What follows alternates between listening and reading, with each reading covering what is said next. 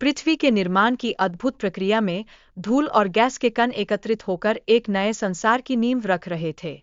इस प्रभावशाली प्रक्रिया में दबाव और गर्मी ने मिलकर विशाल उल्काओं का निर्माण किया, जो हमारे ग्रह के वैभव का आधार बनी। इसके ठीक बाद सूर्य का जन्म हुआ, जो एक विशाल विस्फोट के परिणामस्वरूप अस्तित्व में आया।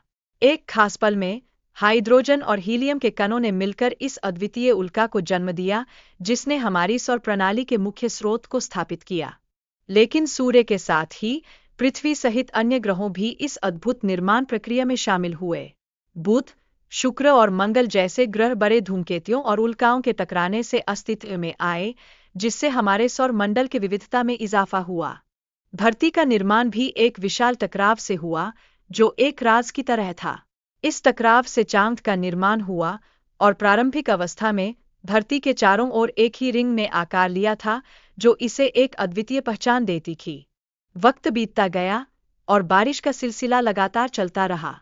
इस दौरान पानी और खनिज धरती की सतह पर आए, जो जीवन के अनुकूल परिस्थितियां बनाने में सहायक बनते गए। यह एक ऐसा चरण था जिसने पृथ्वी पर जीवन के निर्माण की बुनियाद रखी।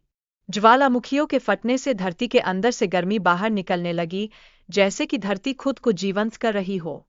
यह प्रक्रियाएं समय के साथ धरती के भूगोल में महत्वपूर्ण बदलाव लाती थीं और एक नई दुनिया की शुरुआत कर रही थीं।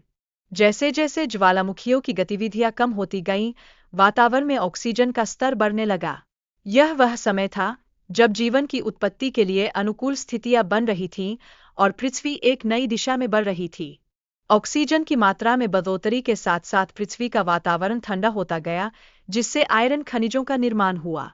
इसके परिणामस्वरूप धरती की सतह एक खूबसूरत लाल रंग में रंगी हुई दिखने लगी, जैसे एक नए जीवन का स्वागत कर रही हो।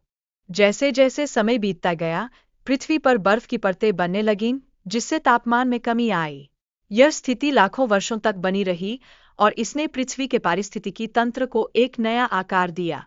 बर्फ के पिघलने से वातावरण में गर्मी बढ़ने लगी, जो ज्वालामुखियों की गतिविधियों और कार्बन डाइऑक्साइड की उपस्थिति से जुड़ी थी। इस प्रक्रिया ने एक नई अंतरिक्ष की कहानी बुनी, जिसमें जीवों को जीवित रहने के लिए संघर्ष करना पड़ा। समुद्री जीवन में कई प्रजातियों का विलुप्त होना एक चुनौती बन गया, लेकिन कुछ प्रजातियों ने तापमान में हो रहे परिवर्तनों के अनुसार अपने आप को अनुकूलित किया।